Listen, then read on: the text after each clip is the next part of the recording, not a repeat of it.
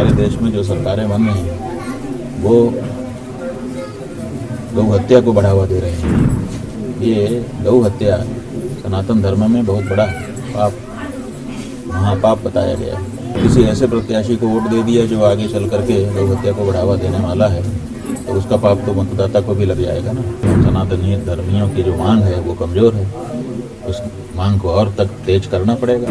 हमारी सरकार हमारा ही वोट ले और हमारी माँ को काट काट करके बोटी बोटी बेचे, ये कैसे हो सकता है? और ये हो रहा है। इसका मतलब है कि हम आँख मूंद करके वोट दे रहे हैं। बिहार में अभी हम इसलिए गए थे कि वहाँ चुनाव होने वाला है, उसकी प्रक्रिया चल रही है और चुनाव में सभी लोग मतदान करते हैं, उनमें सनातन धर्मी भी बड़ी संख्या में मतदाता हैं।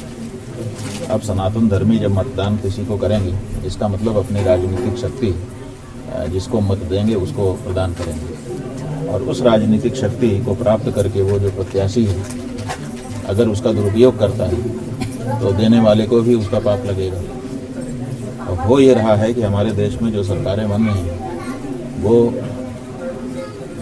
गौ हत्या को बढ़ावा दे रहे हैं। ये गौ हत्या सनातन धर्म में बहुत बड़ा पाप, महापाप बताया गया है।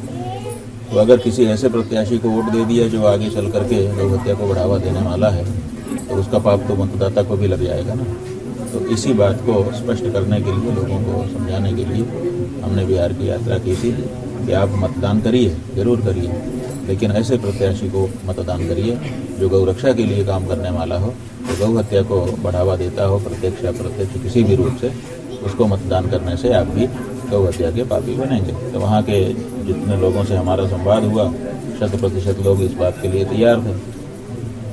अब वो मतदान का समय आ रहा है, करेंगे।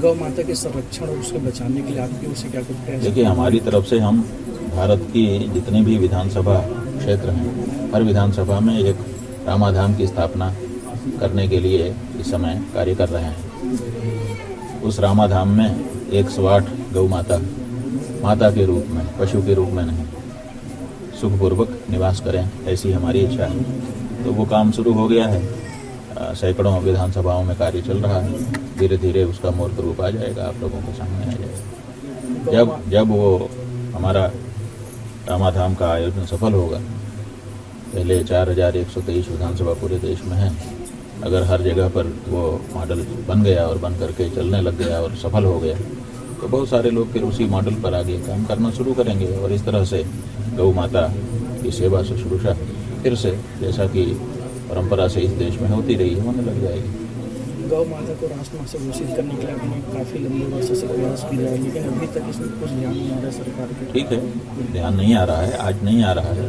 इसका मतलब हमारे प्रयास में अभी कमी है। इसका मतलब हम सनातनी धर्मियों की जो मांग है वो कमज़ोर है, उस मांग को और तक तेज करना पड़ेगा।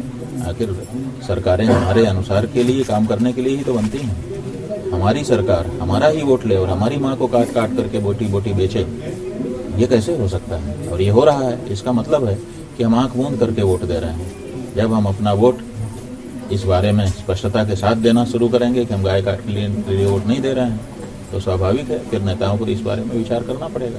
तो अब वो मोड हम ले करके आ चुके हैं। अभी तक हम लोगों ने अनुनय की, विनय की, ज्ञापन दिया, प्रेजेंटेशन किया, आंदोलन किया, धरने पर बैठे, उपवास किया, जाने क्या क्या किया, लेकिन जब इन सब चीज़ों से नहीं सुन रहे हैं तो इसका मतलब है कि अब उनको वो भाषा से सिखाना पड़ेगा जो भाषा वो समझते हैं, और वो भाषा है वोट की। वोट मिले ना मिले, दोनों से नेता को फर्क पड़ता है। मिलता है तो वो घमंडी हो जाता है, मनमाना करने लगता है, और नहीं मिलता है तो उसको सोचना पड़ता है कि मैं क्या करूं कि मुझे मिल जाए। तो अगर सत्य सनातन धर्म को मानने वाले, अगर गौ माता के प्रति भावना रखने वाले लोग इस बात का आग्रह कर लें कि हम तो उसी को वोट देंगे जो गौ माता की रक्षा के लिए शपथ पूर्वक उद्घोषणा करेगा, तो नेताजी को आज नहीं तो कल ये करना ही पड़ेगा। इसलिए अब की बार जो तरीका अपनाया जा रहा है, इसको अगर हम लोग आगे बढ़ाते रहे तो कोई भी पार्टी का नेता हो, उसको गौ माता की रक्षा के लिए आगे आना ही पड़ेगा। अब की बात का ब्रह्मास्त्र है, अचूक अस्त्र है, बस चल भर जाए। अगर आप ये वीडियो YouTube पर देख रहे हैं तो हमारे चैनल को सब्सक्राइब कर बेल आइकन दबाएं, और Facebook पर देख रहे हैं तो हमारे पेज को लाइक करें।